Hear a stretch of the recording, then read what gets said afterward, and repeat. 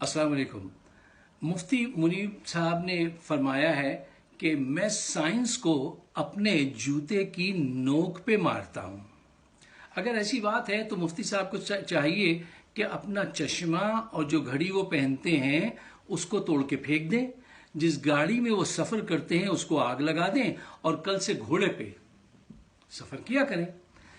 خواتین و حضرات، یہ سوچ جو ہے سائنس کے خلاف، اس نے مسلمانوں کو وہ نقصان پہنچایا ہے کہ جس کی سزا آج ہم پوری دنیا میں پٹائی ہوتی ہے، ہمارا معاشی استحصال ہوتا ہے۔ ساری برائیوں کی جڑ جو ہے وہ علم سے دوری ہے مسلمانوں کی۔ کیا آپ سمجھتے ہیں یہ مولوی حضرات کا کام ہے کہ چاند نظر آیا؟ نہیں، یہ ماہر فلکیات کا کام ہے، یہ میٹیورولوجسٹ جو ہیں، جو سائنٹسٹ ہیں، ان کا کام ہے، یہ مولوی صاحبان کا کام نہیں ہے۔ اور آج جب پوری دنیا میں ایک ایسا نظام سامنے آ گیا ہے کہ آپ 50 برس کے چاند کو دیکھ سکتے ہیں کہ وہ کب نمودار ہوگا، بہت آسانی سے، تو ہم بھی یہ کر سکتے ہیں۔ انڈونیشیا میں بھی انہوں نے یہ کیا ہوا ہے، لیکن ہمارے جو مولوی صاحبان ہیں وہ اسلام کو صرف ریچولز کی حد تک رکھنا چاہتے ہیں، نماز، روزہ، حج، زکوٰۃ، اس سے آگے سوچنے پہ پابندی ہے۔ اور یہی سوچ کی پابندی جو ہے وہ ساری برائیوں کی جڑ ہے۔ دیکھیے، ایک چیز ہوتی ہے ڈائیورجنٹ تھنکنگ اور کنورجنٹ تھنکنگ۔ کنورجنٹ تھنکنگ کے یہ لوگ کہتے ہیں بس اس کا یہی ایک حل ہے، یہ ایک بات بتائی گئی تھی، جبکہ ڈائیورجنٹ تھنکنگ جو ہوتی ہے، آدمی ایک مسئلے کے مختلف پہلو پہ غور کر کے مختلف سلوشن ڈھونڈتا ہے، اس میں سے ایک کو اڈاپٹ کر لیتا ہے۔ لیکن یہاں پہ اس بات پہ پابندی ہے۔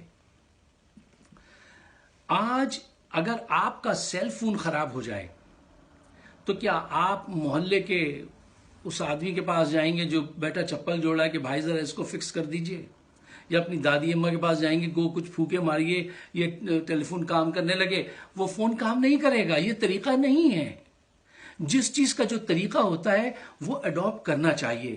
ہم نے جب یہ سوچ اپنائی کہ سائنس اسلام کے خلاف ہے تو اس سے بے پناہ نقصان ہوئے۔ ذرا تاریخ میں گہرائی میں اتر کے دیکھیے، 8ویں صدی عیسوی سے 14ویں صدی عیسوی تک دنیا میں اگر 14 بڑے سائنٹسٹ تھے تو اس میں سے 10 بڑے سائنٹسٹ مسلمان تھے۔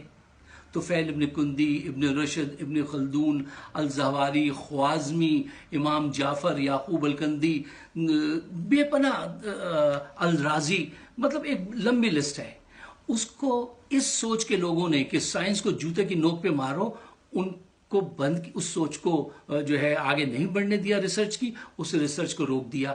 اور کہاں تک روکا کہ ابن رشد جیسا بڑا سائنٹسٹ جو بہت بڑا ماہر فلکیات تھا، اس کو مسجد کے ایک پلر کے ساتھ باندھ دیا گیا اور نمازیوں سے کہا آتے جاتے ان پہ تھوکا کرو۔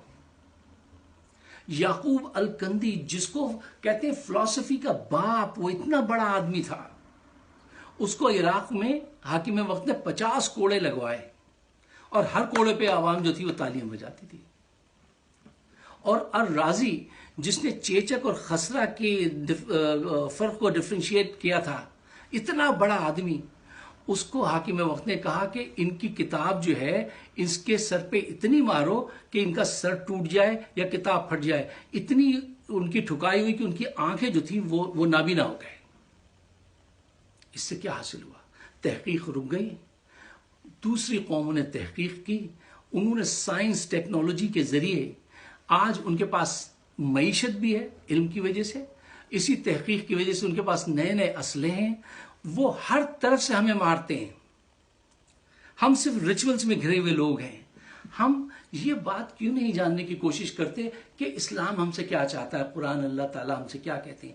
قرآن میں 750 آیات ایسی ہیں جو سائنس کی طرف اشارہ کرتی ہیں کہ ہم نے تمہیں اچھلتے ہوئے پانی سے بنایا، آسمان اس لیے بنایا کہ موسموں کو کنٹرول کر سکیں، چاند اور سورج ایک خاص رفتار سے آگے بڑھتے ہیں، چاند سورج کو نہیں پکڑ سکتا۔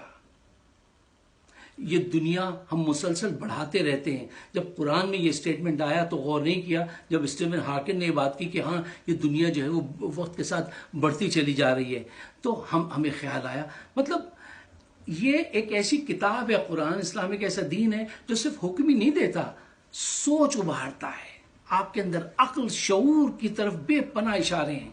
اور آنے والا وقت کس کا ہے؟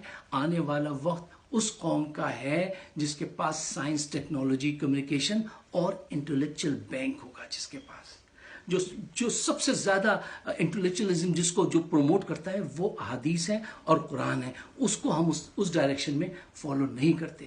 آپ کو پتا ہے اس کا کیا انجام ہوا ہے کہ دنیا نے انڈسٹریل ریولوشن دیکھا، ہم پیچھے رہ گئے، کہاں سے کہاں پہنچ گئے. آج اس دنیا میں 2050 میں مسلمانوں کی آبادی دوگنی ہونے والی ہے، اور ہمارا کیا انتظام ہے، ہماری کیا تیاری ہے. آج 40% مسلمان میل پڑھ نہیں سکتا، لکھ نہیں سکتا. 65% عورتیں مسلمان وہ لکھ پڑھ نہیں سکتی. آپ کو پتا ہے کرسچن دنیا کا 40% بچہ کالج افورڈ کر سکتا ہے، جا سکتا ہے. مسلم ورلڈ کا 1%. صرف جاپان اتنا چھوٹا سا ملک ہے، اس میں اتنی یونیورسٹیز ہیں جتنی 61 اسلامی ممالک میں نہیں ہیں.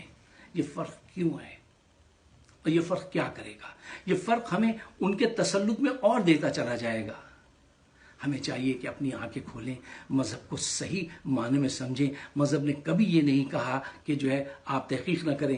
یہ سوچ جو ہے نا کہ جب لاؤڈ اسپیکر آیا تو مولوی صاحب نے کہہ دیا ارے یہ شیطان کا کام ہے، اس پہ تو اذان مت دینا، اذان نہیں ہوگی، ٹھیک ہے نا. اچھا وہ جب چاند پہ انسان پہنچ گیا تو کہیں گے ارے ارے روکو روکو روکو ان کو، یہ خدا کے معاملات میں دخل اندازی کر رہے ہیں. پھر کہیں گے یہ چاند پہ گئے ہی نہیں ہیں، یہ جھوٹ بولتے ہیں. دیکھیے دنیا چاند پہ پہنچ گئی، ہمیں چاند نہیں نظر آتا، جبکہ ساری چیزیں موجود ہیں، ہم دیکھ سکتے ہیں، آگے بڑھ سکتے ہیں. ہمیں اپنے اندر وہ ہمت پیدا کرنی چاہیے کہ ہم ایسے لوگوں کو جا کے بات کریں کہ نہیں صاحب یہ بات آپ غلط کہتے ہیں. ہم آپ کا احترام کریں گے، آپ کو سلام کریں گے، آپ سے محبت کریں گے، لیکن اگر آپ ہمیں بیکورڈ پیچھے کی طرف پھینکیں گے تو وہ بات ہمیں منظور نہیں. سائنس اور ٹیکنالوجی، دیکھیے ہر علم جو ہے وہ اللہ اور اس کے رسول کے بتائے ہوئے اصولوں کی روشنی میں ہمیں پڑھنا چاہیے اور اس کو اپنانا چاہیے.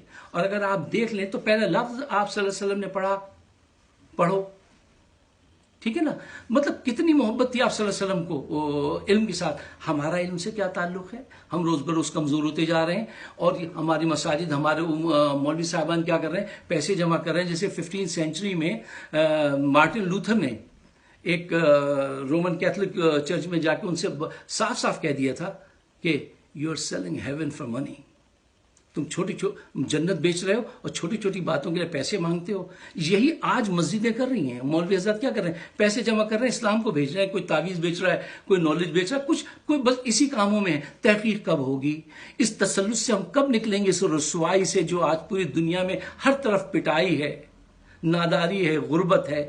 اس سے نکلنے کا طریقہ یہ ہے کہ جدید علوم کو اللہ بھلا کرے سر سید احمد خان کا کہ 18ویں صدی میں وہ جب انگلینڈ گئے انہوں نے دیکھا اور انہوں نے آ کے ایک نیا باب کھولا. تو آج ہم اور آپ کچھ شعور، کچھ فہم، کچھ ادراک رکھتے ہیں. اگر یہ نہ ہوتا تو حالت بہت خراب ہوتی. اب ہمارا آپ کا سب کا فرض ہے کہ ہمیں بھی ایک جرت کا اظہار کرنا چاہیے. ہم سمجھتے سب بات ہیں، اپنے مولوی سے ڈرتے ہیں کیونکہ مولوی کے پاس ایک ڈنڈا برادر فوج ہوتی ہے جو آپ کے پیچھے لگا دیتے ہیں. وہ اس سے نہیں ڈرنا چاہیے، اللہ سے ڈرنا چاہیے، اپنی نیت کو پہچاننا چاہیے اور اس کام کو اب تیز تر کرنا چاہیے. آپ سب کا بہت بہت شکریہ. آپ میری ویڈیوز یوٹیوب پر اور فیس بک پر واچ کر سکتے ہیں. Please share my channel. Thank you.